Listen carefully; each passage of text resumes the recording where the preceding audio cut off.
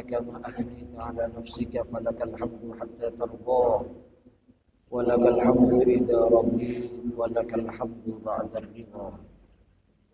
وأشهد أن لا إله إلا الله وحده لا شريك له وأشهد أن سيدنا محمدا عبده ورسوله وحبيبه وصفيه. اللهم صل وسلم وبارك وكرم على أشرف الأنبياء والمرسلين وإمام الأولين والآخرين حبيبنا وشفيعنا قرة أعيننا نور قلوبنا محمد المبعوث رحمة للعالمين وعلى آله الطيبين الطاهرين وأصحابه الأكرمين المهتدين وعلى التابعين ومن تبعهم بإحسان من يومنا هذا إلى يوم الدين. أما بعد. رب اشرح لي صدري ويسر لي أمري واحلل عقدة من لساني يفقهوا قولي.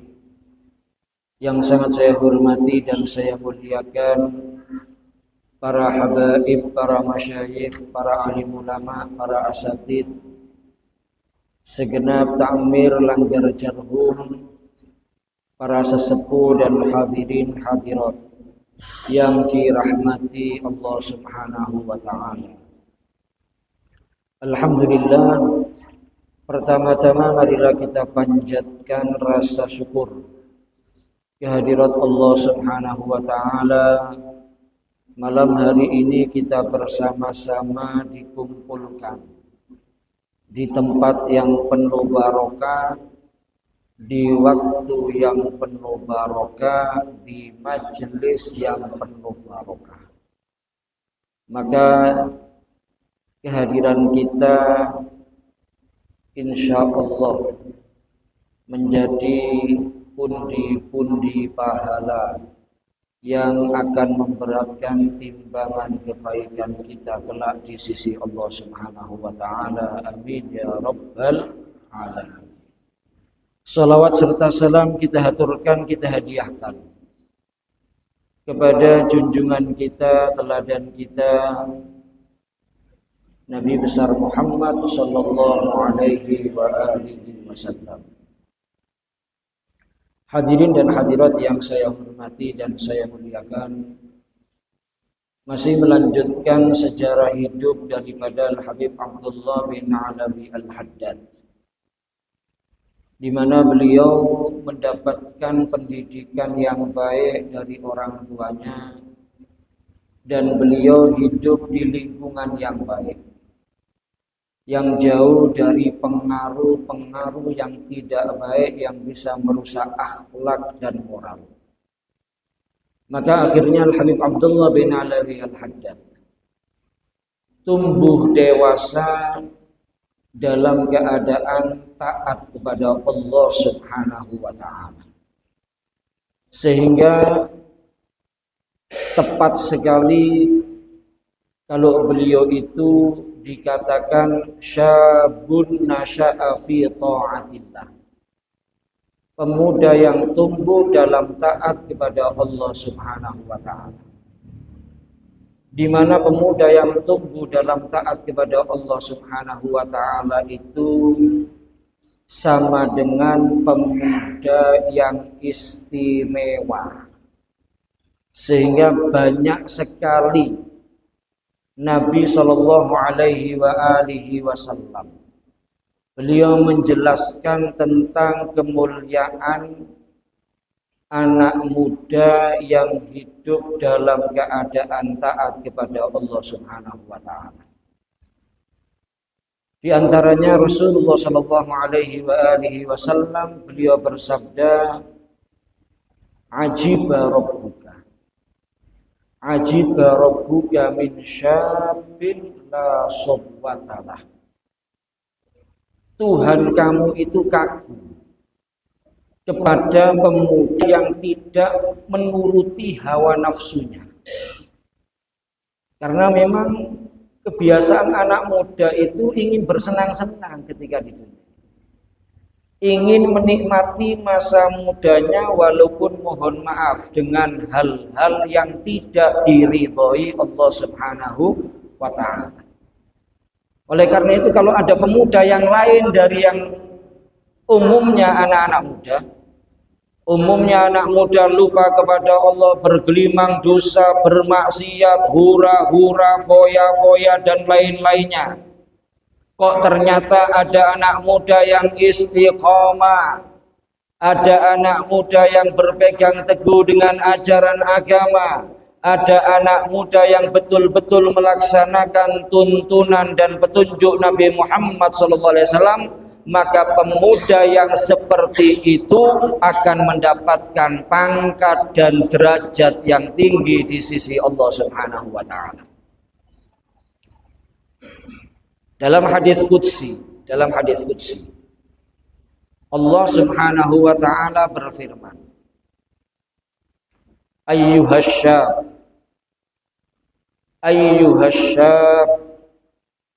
at-tariku syahwatahu min ajli anta indi ka ba'di malaikati. Wahai anak muda, firman-Nya Allah, yang meninggalkan syahwatnya demi aku, kalian di sisiku seperti sebagian malaikatku. Dalam hadis yang sering kita dengar, sab'atun yudhilluhumullah yauma la dhilla illa dhillu. Ada 7 macam manusia yang besok itu akan mendapatkan naungannya Allah, di mana di saat itu tidak ada naungan kecuali naungannya Allah Subhanahu wa taala. Berarti kalau sudah dapat naungannya Allah di akhirat, itu tandanya surganya Allah Subhanahu wa taala. Siapa salah satu fi ibadatillah? Pemuda yang tumbuh dalam ibadah kepada Allah Subhanahu wa taala. Oleh karena itu hadirin dan hadirat yang dirahmati Allah Subhanahu wa taala, mari kita didik anak-anak kita dengan sebaik-baiknya, dengan harapan agar anak-anak kita ini tumbuh menjadi pemuda yang patuh kepada Allah, menjadi pemuda yang taat kepada Allah Subhanahu wa taala, dan itulah sebaik-baiknya anak muda. Dalam hadis yang diriwayatkan oleh Al-Imam At-Tabrani, Nabi sallallahu alaihi wasallam beliau bersabda, khairu syababikum man tashabbaha bisuyukhikum wa syarru suyukhikum man tashabbaha bisyababikum. Dawuhe Kanjeng Nabi Muhammad sallallahu alaihi wasallam, sebaik-baik pemuda di antara kalian yaitu yang meniru orang tua. Sejelek-jeleknya orang tua di antara kalian yang meniru anak muda. Kenapa? Karena orang tua itu kebiasaannya kalau sudah tua itu hidupnya dihabiskan untuk ibadah. Hidupnya dihabiskan untuk amal soleh, hidupnya dihabiskan fokus untuk urusan akhirat. Itu orang tua itu umumnya seperti itu. Kati apa mana lek wis sepuh karo hadirin? Lek wis sepuh niku kan berarti sudah bisa dikatakan yakin kalau sisa hidupnya itu sudah tidak lama lagi. Muda ini kalau menurut Ibnul Jauzi, yang dikatakan muda itu setelah balik usia 15 tahun sampai 35 tahun itu muda. Jadi lewis dukure 35 ojo ngrasa enom.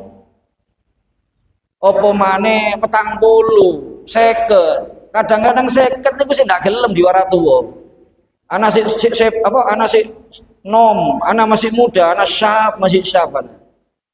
Ibnul Jauzi menyatakan pemuda itu 15 tahun sampai 35 tahun, dan masa muda itu masa terbaik untuk meraih kemuliaan dunia, kemuliaan akhirat. Lek kepingin ngata-ngatai sangu tengah akhirat, ya di masa muda itu kesempatan emas, di masa muda itu kesempatan terbaik. Kenapa? Kalau masih muda, masih fit kondisi tubuh, kondisi badan, masih sehat walafiat, mau ibadah itu masih enak, mau amal soleh itu masih enak.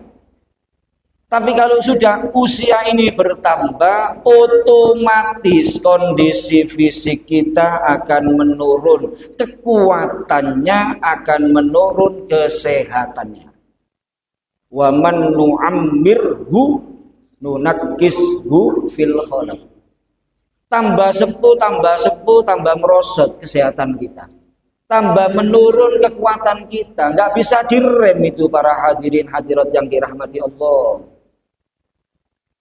Sampai-sampai sebagian itu menyatakan man balagha sab'ina sanatan ishtaka min ghairi illah. Orang itu kalau sudah umurnya mencapai 70 tahun, maka dia akan banyak keluhan walaupun nggak ada penyakitnya. Bahkan kalau kita lihat zaman sekarang nggak nunggu 70 tahun ya. Wis 40 mendukur itu loh, kadang-kadang masya Allah macem-macem sambatane, macem-macem keluhane. Lewis ono sing 40 mendukur atau khomsin 50 ke atas mat jelas. Iku biasanya sering dibahas urusan obat. Seket mendukur niku pembahasannya urusan obat. Sing dibahas iku penyakit lambung, asam urat, kolesterol, darah tinggi dan lain-lainnya sudah. Oleh karena itu, kalau ada anak muda yang ditiru orang tua, itu sebaik-baiknya pemuda. Kenapa? Karena orang tua itu pada umumnya, orang tua yang berakal menggunakan masa tuanya untuk amal soleh, untuk ibadah. Sejelek-jeleknya orang tua yang meniru anak muda. Kenapa? Anak muda pada umumnya hura-hura, anak muda pada umumnya foya-foya, anak muda pada umumnya yang dicari itu hiburan, yang dicari itu kesenangan dunia. Kenapa? Karena kadang-kadang anak muda ini dia masih merasa yakin kalau dia masih lama hidup di dunia, masih panjang umur. Oleh karena itu kalau ada pemuda yang tumbuh dalam taat kepada Allah, luar biasa hebat. Kalau ada orang tua yang niru anak muda, ini kesalahan besar dan ini berbahaya. Dan buatan didik sehingga yang ngoten iku hadirin yang dirahmati Allah, hadirat dan dirahmati Allah. Sudah tua itu kadang-kadang waktunya bukan habis untuk ibadah, waktunya habis untuk yang gak manfaat. Waktunya habis untuk kadang-kadang naudzubillah min dzalik. Buatan didik kadang-kadang naudzubillah, sampai tua itu enggak berhenti maksiat orang. Sampai tua kadang-kadang kecanduan narkoba, sampai tua masih berzina, sampai tua masih main judi dan lain-lainnya. Jangankan maksiat, kalau masa tua banyak digunakan lupa kepada Allah, itu kesalahan besar. Masa tua itu seharusnya sudah benar-benar fokus untuk persiapan akhirat. Untuk persiapan akhirat. Waktunya dihabiskan untuk ibadah kepada Allah Subhanahu wa ta'ala. Kalau ada anak muda tumbuh dalam taat kepada Allah Subhanahu wa ta'ala, dia tidak terpengaruh dengan keadaan zaman, maka ini termasuk pemuda yang hebat dan itu termasuk sebaik-baiknya pemuda. Dan memang tidak mudah para hadirin hadirat yang dirahmati Allah. Apalagi zamannya seperti sekarang.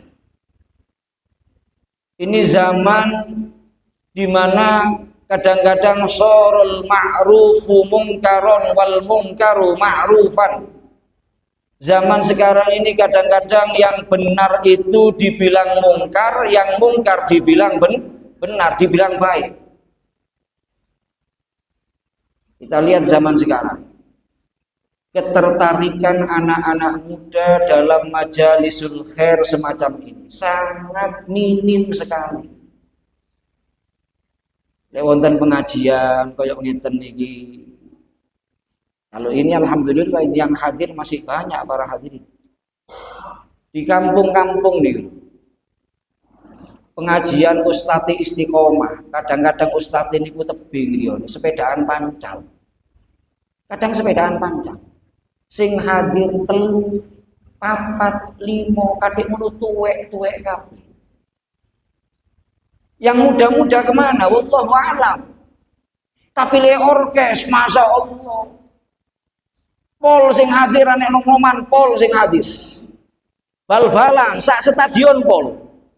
Prei sholat asar gak masalah. Ini fakta realita yang kita saksikan di zaman sekarang.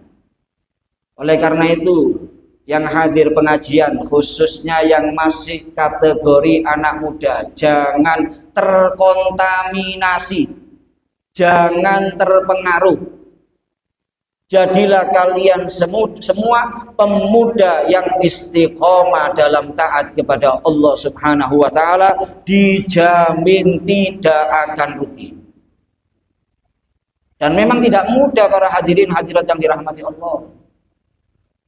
Zaman saat mangkin ini sudah umum lumrah ya, anak-anak muda ini pergaulan bebas, pacaran, kan itu sesuatu yang umum lumrah biasa, padahal jelas itu melanggar syariat.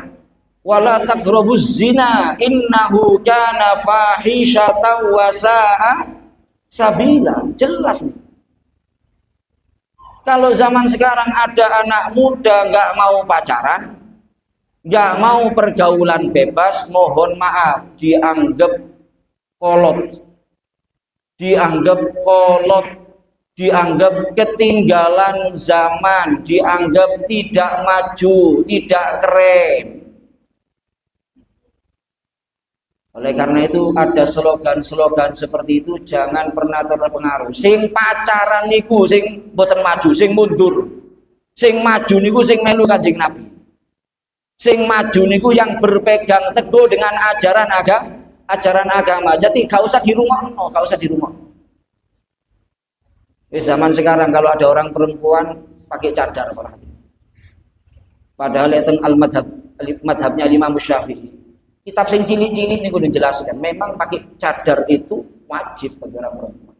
Nutup seluruh tubuhnya itu wajib. Tapi zaman sama nggih.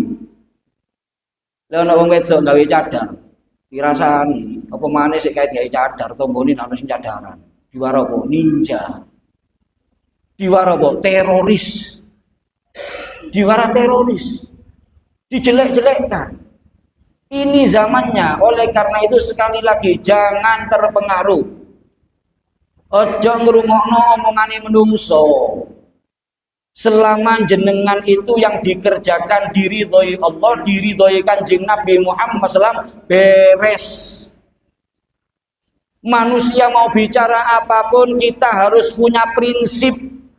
Kita harus tangguh, kita harus kuat dalam melaksanakan ajaran Islam, lebih-lebih di zaman seperti sekarang. Lek ngomong-ngomongane menungso ndak ono bener iki. Kalau bener lek ngomong-ngomongane menungso, masih bener kaya napa jenengan ono ae sing ngritik.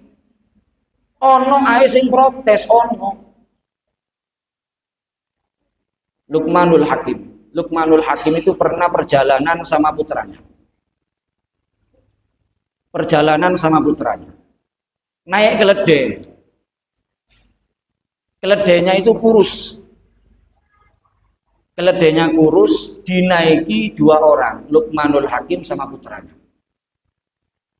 Pinggir jalan ada orang lagi nongkrong. Penyakit wong nongkrong niku ngrasani, niku penyakit ini. Kalau sudah nongkrong di jalan itu biasanya satu paket. Lewis jagongan itu pasangan ini rasan-rasan. Jagongan ndak kathik rasan-rasan, nek diumpamakaken kaya sambel ndak kathik terasi. Ini perjalanan, ada orang yang lagi jagongan di pinggir jalan, ada yang nyeletuk. Cuma ngerasani ini kebanteran rupanya. Sehingga didengar oleh Luqmanul Hakim. Apa yang diomongkan oleh orang itu? Ini orang tidak punya rahmat kepada hayawan.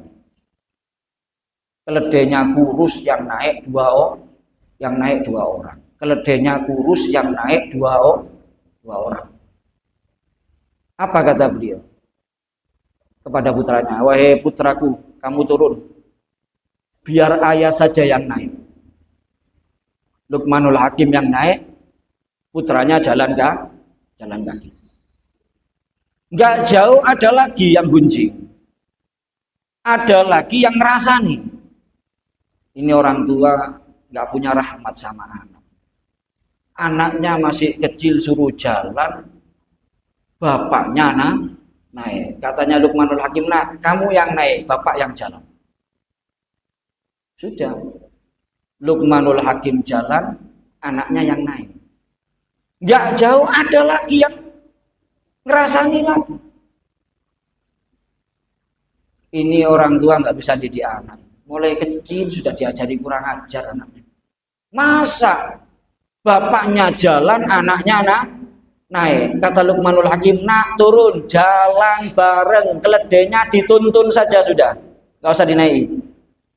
Lo keledainya sudah dituntun itu loh. Saya ono sing ngrasani. Ini orang nggak waras rupanya ini. Bawa kendaraan tunggangan, nggak dinaiki, dua-duanya jalan kaki. Jadi lek ngrungono menungso gak ono marini.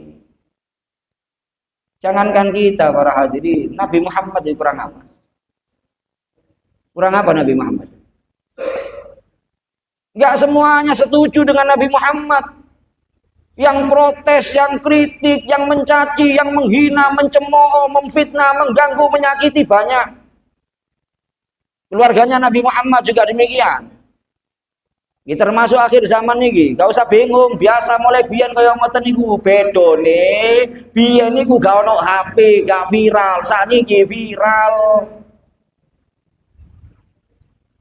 Sudah, jangan kita mikiri omongannya orang. Yang penting kita ini berbuat yang baik. Yang penting kita ini beramal soleh. Yang penting kita ini beribadah. Kanjeng Nabi ini pun maringi isyarat kok para hadirin hadirat.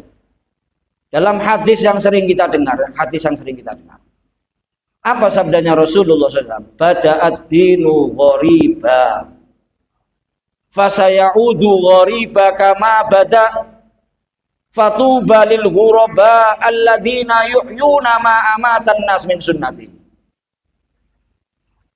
Agama ini di permulaannya itu aneh. Karena sesuatu yang baru, aneh para hadirin. Sehingga saat itu sembunyi-sembunyi umat Islam ini melaksanakan ajaran Islam sembunyi-sembunyi karena beresiko disiksa, dibunuh. Nabi menyatakan wasayaudu ghoriba kama bada. Nanti akhir zaman akan kembali aneh seperti permulaannya. Ya kalau kita lihat zaman sekarang ini,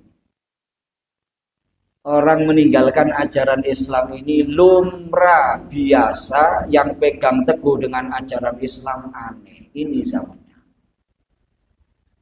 Zaman sak mangkin iki lha ono arek enom. Oh, nyetil, celonan Levi's, topian, kacamataan ireng, keren. Katanya keren. Boys, dikagumi hebat. Tapi kalau ada anak muda, sarungan tok, kupluan tok, surbanan, nyekel siwak, tasbehan, nyekel kitab, ahli masjid, ahli pengajian, diwara saken nirek stres. Diwara stres. Oleh karena itu Hadirat yang dirahmati Allah Subhanahu wa taala, jangan sampai kita termasuk orang-orang yang tertipu dengan propaganda-propaganda yang ingin menjauhkan kita daripada ajarannya Nabi Muhammad sallallahu alaihi wasallam. Kita lihat berapa banyak acara-acara umat Islam yang jelas-jelas menyimpang dari ajaran Islam. Terus mau kita biarkan? Mau sampai kapan ini? Adat istiadatnya umat Islam ini jelas-jelas nyeleweng dari ajarannya Rasulullah Sallallahu Alaihi Wasallam.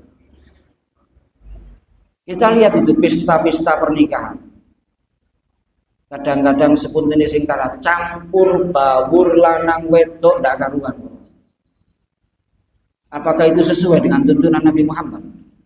Apakah itu sesuai dengan petunjuk Nabi Muhammad SAW? Jelas itu melanggar ajarannya Nabi Muhammad Sallallahu Alaihi Wasallam. Maka kita harus berani berubah. Kita mulai dari diri kita, keluarga kita. Apa sih beratnya kalau misalnya pesta pernikahan perkawinan kita ini acara wedok khusus wedok tok, acara lanang khusus lanang tok? Apa masalahnya? Sing tukang fotone lanang yo lanang, tukang fotone wedok yo wedok. Acara perempuan yang masuk cuma manten perempuannya, acara laki yang manten lakinya. Apa yang membuat kita susah menerapkan itu? Hadirin hadirat, Kanjeng Nabi bunga lek kula jenengan kaya ngoten. Dan acaranya barokah, penuh barokah. Pingin barokah tapi acaranya maksiat, dari mana barokahnya? Dari mana barokahnya? Oleh karena itu khususnya kita pembahasan kita anak-anak muda ini. Anak muda ini yang paling rawan untuk terjerumus ke dalam perbuatan-perbuatan yang tidak diridhoi Allah Subhanahu wa taala. Oleh karena itu hadirin hadirat yang dirahmati Allah Subhanahu wa taala, kalau kita lihat biografinya para aulia, para sholihin, salah satunya Al Habib Abdullah bin Alawi Al Haddad tidak tumbuh menjadi pemuda yang taat kepada Allah kecuali setelah mendapatkan pendidikan yang baik, terutama daripada kedua orang tuanya. Makanya monggo anak kula jenengan iki mulai cilik dididik sing sae para hati. Terus terang ya, selalu menghantui pikiran kita orang tua, Pak. Selalu menghantui pikiran kita orang tua. Lebih-lebih zaman seperti sekarang. Ketika anak kita masih kecil, Masya Allah, kita mencintai mereka, menyayangi mereka. Tapi selalu perasaan takut menghantui hati dan pikiran kita. Sing dipikiri wong tuwa iki anak iki lek gedhe ya opo kelakuan. Ini anak kalau sudah menginjak dewasa gimana akhlaknya? Gimana perbuatannya, gimana tindak tanduknya, gimana sikapnya kepada saya orang tuanya. Itu yang dipikirkan oleh kebanyakan orang tua yang hidup di zaman sekarang.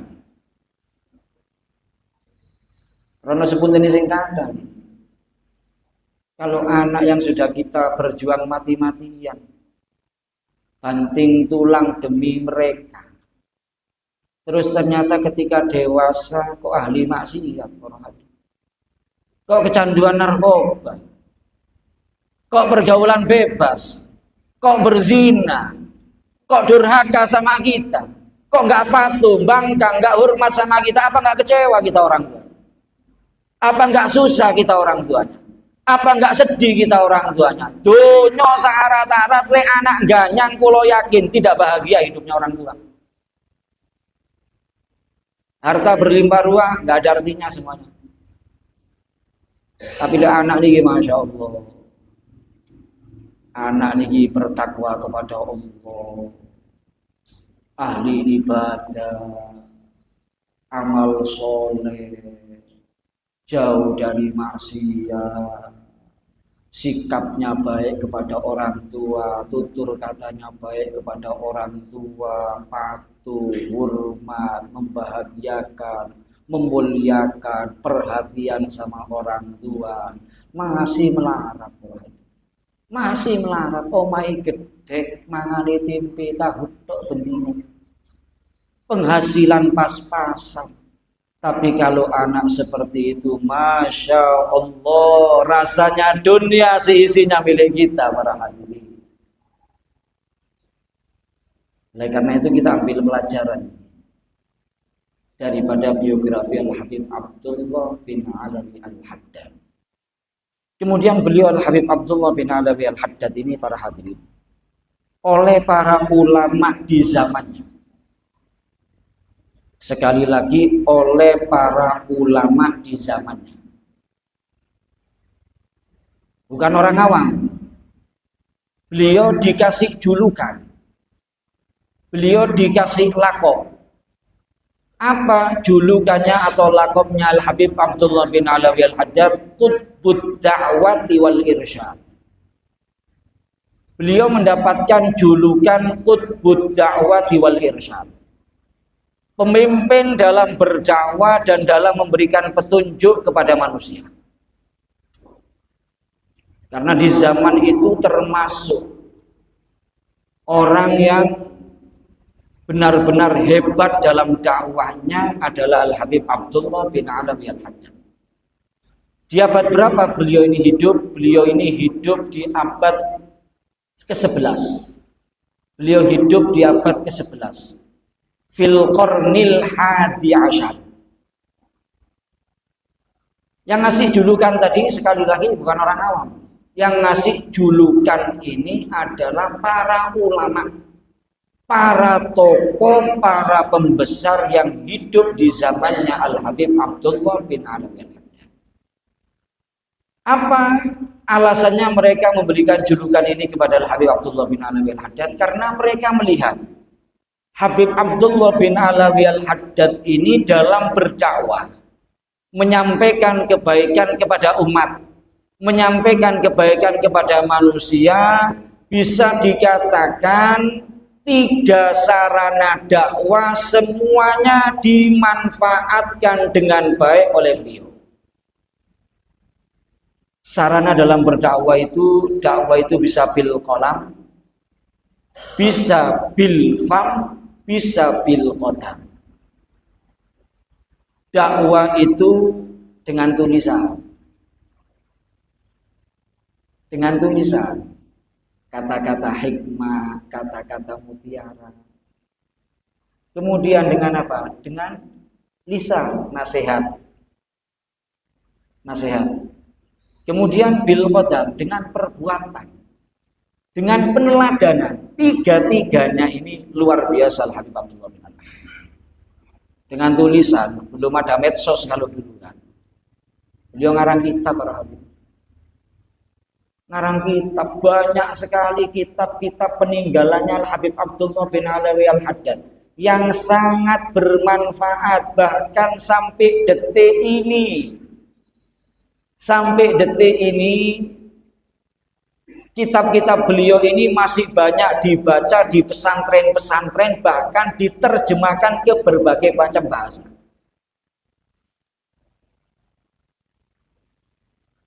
Di antaranya ya kitab yang kita baca, Risalatul Mu'awanah. Ada An-Nasaihud Diniyah, ada Sabilul Idzikar, ada Al-Hikam, ada Risalatul Mudzakarah, dan lain-lainnya. Bahkan beliau juga mengumpulkan kitab yang namanya Wasilatul Ibad Minad Da'awat wal Awrad Al-Ma'thura 'anir Rasul sallallahu alaihi wasallam. Habib Abdullah itu punya kitab namanya Wasilatul Ibad. Isinya kitab Wasilatul Ibad ini apa? Doa-doa dan wirid-wirid yang diajarkan oleh Nabi Muhammad sallallahu alaihi wasallam. Termasuk Al-Habib Abdullah bin Alawi Al-Haddad itu ada Wirdul Latif, ada Ratibul Haddad. Sepunten sing kata, ini beliau bukan mengarang para hadirin. Harus difahami gitu. Itu ngarang iku Al-Habib Abdullah Haddad. Beliau itu cuma menyusun Semuanya itu yang di rotibul haddad, yang di wirdul latif, semuanya zikir dan bacaan yang diatur Nabi Muhammad SAW, dan dianjurkan memang setiap hari untuk kita amalkan. Jadi kula jenengan iki pun dicepakno kali Abdullah Haddad kari enak itu. Kan ngoten kari enak itu. Lek munggo panganan itu sudah siap saji nih. Wes gak ade repot masak kula jenengan, ndak kate ngonceki bawang, ngonceki lombok, gak ade. Gak perlu LPG lan lintu-lintune niki, sudah siap saji kalau makanan. Kalau sudah siap saji, kita dipersilakan makan, ndak mau makan yo keblinger. Dan mohon maaf, ketika itu semuanya kita amalkan para hadirin, maka manfaatnya akan sangat luar biasa. Insya Allah ini akan kita bahas di pertemuan yang akan datang. Mudah-mudahan yang saya sampaikan malam hari ini bermanfaat bagi kita semua. Poin penting malam hari ini, yang muda-muda gak usah ikut-ikutan anak muda yang rusak, yang bejat, yang gak karuan. Istiqomah, jadi pemuda yang taat kepada Allah Subhanahu wa Ta'ala, maka akan mendapatkan pangkat yang tinggi di sisi Allah, derajat yang tinggi di sisi Allah Subhanahu wa Ta'ala. Jika ada kata-kata yang kurang berkenan, mohon maaf yang sebesar-besarnya. Assalamualaikum warahmatullahi wabarakatuh. Diumumkan insya Allah untuk pengajian yang akan datang tanggal 1 Desember, hari Ahad malam Senin tanggal 1 Desember. Kemudian diberitahukan bahwasanya Al-Habib Abdullah bin Abdurrahman Al-Muhbor Pasuruan, yang beliau berasal dari kota Tarim, ada rutinan dibagi di rumahnya Sayyid Al-Habib Salim bin Ali As-Segaf setiap hari Selasa pertama tiap bulannya, yaitu Hadro Basaudan. Ya, Selasa pertama tiap bulan ba'dal maghrib Hadro Basaudan. Dimulai Selasa yang akan datang. Bagi yang punya waktu diharap kehadirannya. Ya, umum untuk laki dan perempuan. Umum untuk laki dan perempuan. La ilaha illallah al-mawjud fi kulli zaman.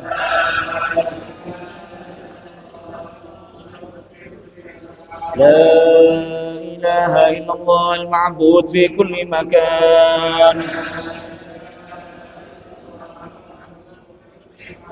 La ilaha illallah al-madhkur bi kulli lisan. La ilaha illallah al-ma'ruf bil ihsan. La ilaha illallah kulla yawmin huwa fi shan.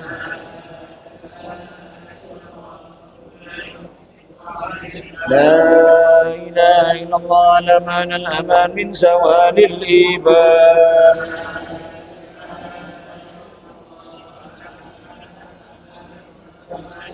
Wa min fitnati syaitan. Ya qadim al-ihsan, kam laka alaina min ihsan. Ihsanuka al-qadim. Ya Hannan ya Mannan, Ya Rahim ya Rahman,